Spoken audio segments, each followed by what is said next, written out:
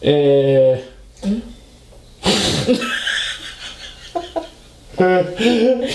não falo bem em público, desculpa, eu consigo ainda dar. Eu consigo ainda falar com poucas pessoas assim, mas eu não. Sei lá, olhando pra câmera parece que é pior. Porque eu fico pensando quem vai assistir esse troço.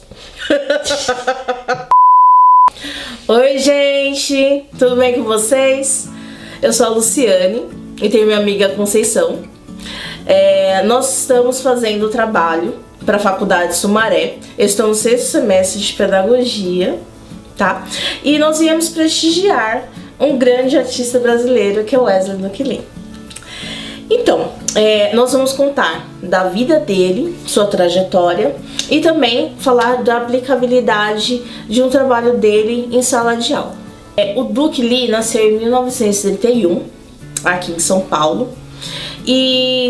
Só que assim, o pai dele era norte-americano, a mãe era portuguesa, então a ascendência dele é de outro país. Nuquilin, ele tem uma veia artística já, né? O pai dele era desenhista, a avó dele era artista plástica.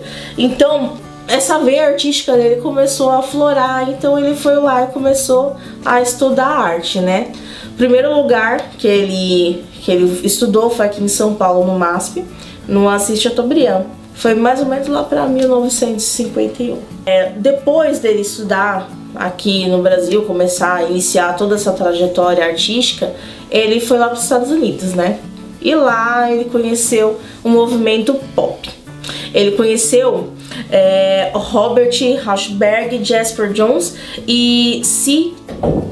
Twombly. Aí ele trouxe, né, lá dos Estados Unidos, né, conhecendo todo esse movimento lá, ele acabou trazendo essa influência aqui pro Brasil. E é muito visto na década de 70, né? Várias obras dele que acabam manifestando, né, esse estilo, né, nos seus protestos, né, nas suas obras, né? E, enfim, ele acabou incorporando, né, todo esse movimento na parte artística dele. Lá para 57 e 60, ele começou a participar de um novo movimento também, que ele acabou incorporando também em suas manifestações artísticas, né, que era o happening, né? Happening, na verdade, é um movimento artístico, né, de artes, né, de improvisação, de teatro. E esse movimento acabou influenciando nele, ele foi o grande precursor disso no Brasil. Então essa arte dele meio rebelde, ela veio desse movimento happening. Lá para 63 ele começou um novo movimento com um artista, Maria Cecília, o crítico Pedro Manuel, o artista Bernardo Cid, o escritor Carlos Felipe Saldanha e o fotógrafo Otto Stupakov. Eles começaram um movimento chamado Realismo Mágico, que é uma alternativa de academização do abstracionismo. E isso deu início a uma série de obras do Nuquilin, chamado Série das Ligas, que foi feito em 62, 63, mais ou menos nessa época. E também todo esse movimento, ele incorporava toda a parte que era de literatura, ele acabava colocando isso também na sua arte. Aí ele já tinha influência do pop, do happening, então isso tudo foi incorporando na arte dele. Aí depois, né, depois de tudo isso, lá para mais ou menos 1965, Wesley ganha o seu primeiro prêmio, que foi lá em Tóquio, né, naquela galeria de Tóquio. Aí ele foi, na verdade, isso aí foi um divisor de águas tanto para aqui pro Brasil, né, quanto para ele. Em 1969, novamente na galeria de Tóquio, onde que ele ganhou o seu primeiro prêmio, ele expõe a grande obra dele, que é uma das mais conhecidas, chamada O Helicóptero, que é uma obra, ela é inspirada num helicóptero de Da Vinci.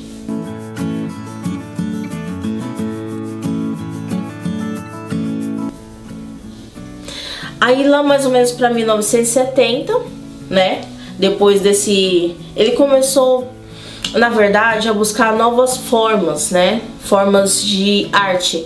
Então ele começou a fazer retratos, né? Que era visto como ultrapassado, na verdade. Só que Wesley, você sabe que ele nunca vai fazer uma coisa simples, jamais ele ia usar o realismo, né? Então ele começou a fazer retratos, mas de uma forma totalmente diferente. Colocou o seu estilo, né? Que é totalmente é incomparável, na verdade. Ele começou a colocar aquele estilo dele, né, o estilo do pop, rap, realismo mágico, tudo isso ele começou a incorporar nos retratos dele.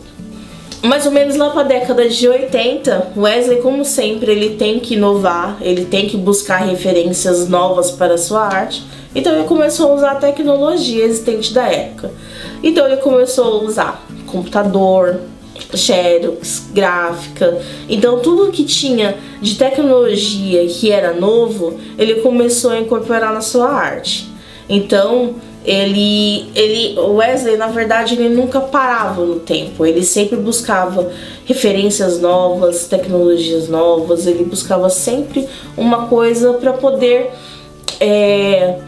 crescer como artista, né? Então, como ele sempre buscava coisas diferentes, então, lá mais ou menos para a década de 90, Wesley começou a buscar inspiração no passado. O que ele fez? Começou a usar arte rupestre europeia, né? Começou a usar ela como inspiração para suas artes.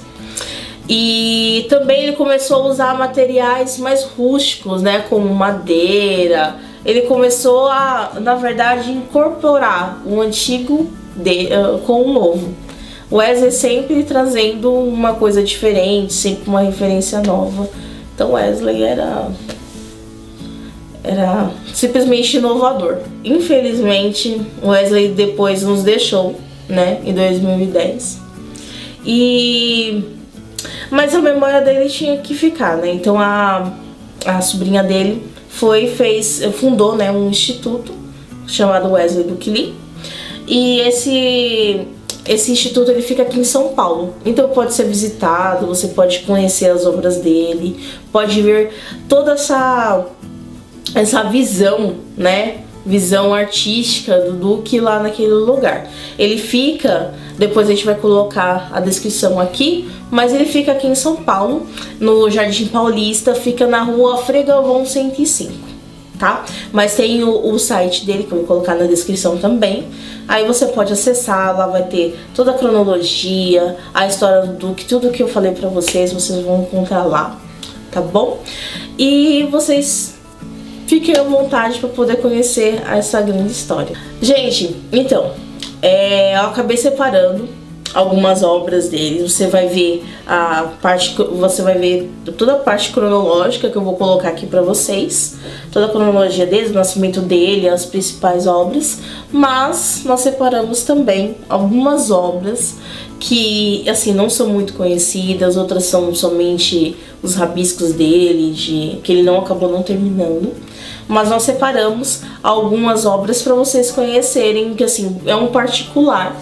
Então eu separei para vocês conhecerem essas obras que eu e a Conceição nós gostamos, tá bom? Então, Duke Lee, ele deixou esse grande legado, né? Grandes obras como inspiração para nós, né? Toda a sua visão de mundo, toda a sua visão da arte, na verdade, né? Porque ele sempre buscava inspirações no passado, inspiração no novo, inspiração em movimentos, né, que estavam acontecendo pelo mundo. Então Wesley simplesmente deixou toda a sua visão, né, a sua alegria, as suas tristezas, tudo ali ele deixou pra gente como referência de arte, né? Nós escolhemos a obra Helicóptero para poder utilizar na pedagogia, né, aplicar na educação, na aula de artes, seria fazer uma releitura, né, da obra Helicóptero, que já é uma releitura, na verdade, de uma obra muito conhecida, que é o de Da Vinci. Então, a nossa proposta é fazer uma nova visão do trabalho desse artista, né, do Duke. Com crianças, elas podem utilizar qualquer tipo de material, na verdade. Material reciclado, papéis, revistas, qualquer coisa que ela tiver à mão, com texturas, ela refazer essa obra. Aí ela pode dar a sua visão de mundo, pode colocar suas referências, a tudo que é assim, que ele conhecer de arte, né, o mínimo que ele conheça, ele pode aplicar nessa releitura. Ele poderia fazer com materiais reciclados, fazer toda a parte estrutural, e poderia fazer todas as colagens com esses materiais reciclados. Seria uma visão totalmente diferente já de uma releitura, né, numa coisa que é inspirada já em outro trabalho de outro grande artista. Aí as pessoas poderiam comparar o antigo, né, com o totalmente novo. Olha, espero que vocês tenham gostado do nosso vídeo, da nossa visão sobre esse grande artista, que eu creio que vocês terão muita curiosidade de conhecê-lo, porque as obras são lindíssimas, tem grandes referências assim, artísticas, de vários tipos de movimentos. É um artista relativamente novo, porque ele tá aí, as obras deles começou a ser feita na década de 60, 70, então é um artista relativamente novo. Então espero que vocês tenham gostado do nosso vídeo, do nosso trabalho e da nossa visão sobre o Wesley. Olha, tchau, gente!